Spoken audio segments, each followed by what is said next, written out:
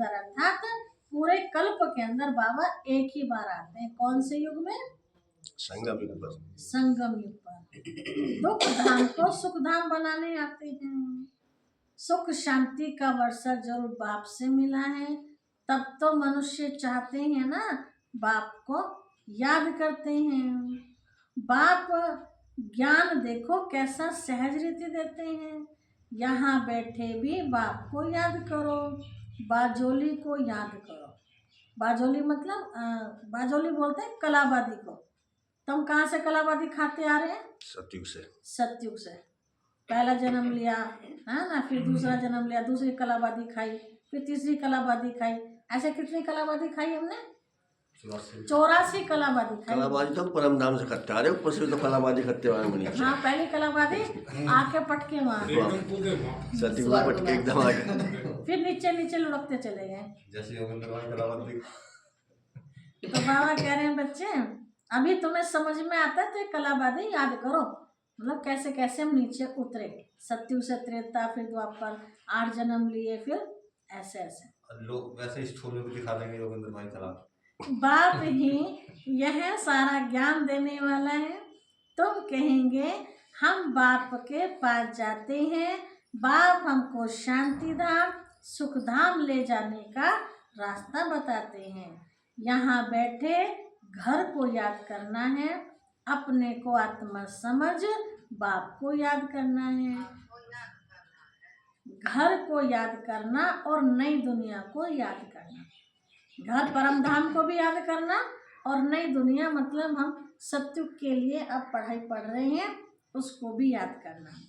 ये पुरानी दुनिया तो खत्म होनी है, अब इसे याद करके क्या करना, जो चीज़ खत्म होने वाली है। आगे चलकर तुम वैकुंठ को भी बहुत याद करेंगे। वैकुंठ मतलब स्वर्ग।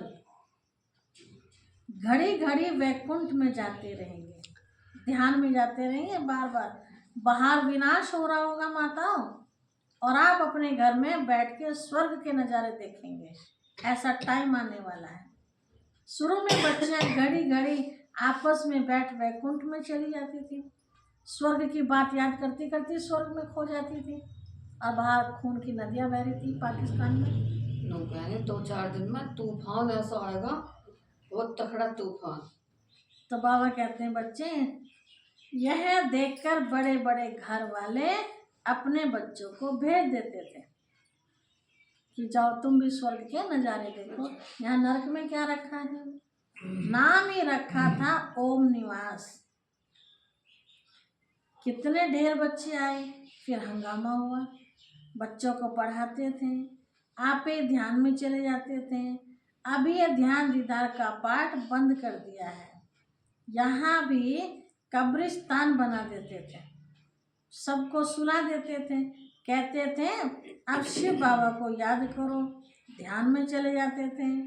अब तुम बच्चे भी जादूगर हो, किसको भी देखेंगे और वह झट ध्यान में चला जाएगा।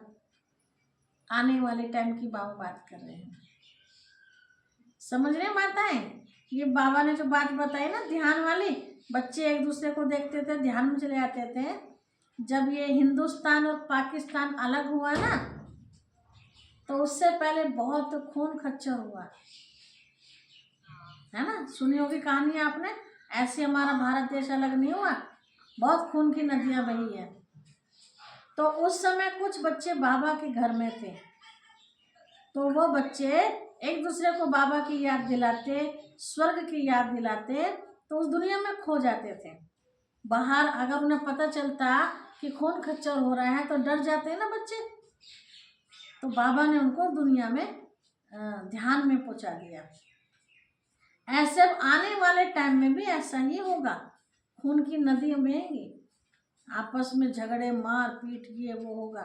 तो ऐसे बाबा अपने बच्चों को, अपने बच्चे मतलब छोटे बच्चे से मतलब नहीं, हम भी तो बच्चे हैं ना, तो बाबा हम बच्चों को, आत्माओं को ऐसे ध्यान में खो देगा, क्या हो रहा है हमें पता ही नहीं चलेगा। ऐसा भी टाइम आएगा जो बाबा ने बताया कि बच्चे घर में छुरा लेके घुस जाएंगे लोग बाग। आपको बाबा की याद होगी अगर, तो आप उन्हें दिखाई नहीं देंगे, आप याद के कवच में ढक जाएंगे।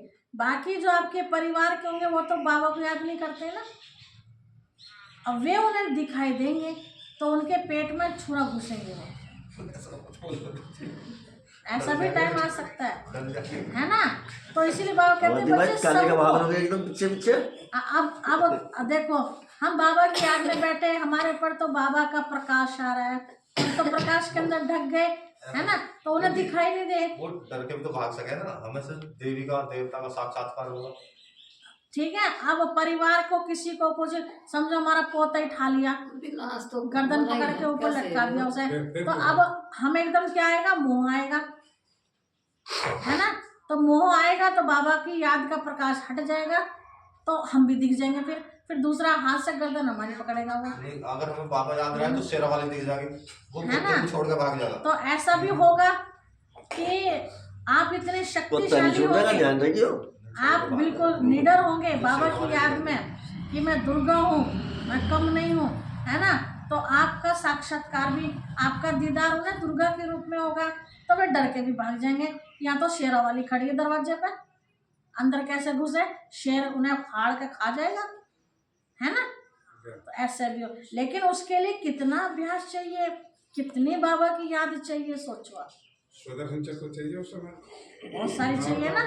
तो इसलिए बाबा कहते हैं पल पल मेरी याद में रहो, तो ये याद का अमृत इकट्ठा होता जाएगा, बूंद बूंद बूंद इकट्ठी होती चली जाएगी। और बातों में समय ना वेस्ट करके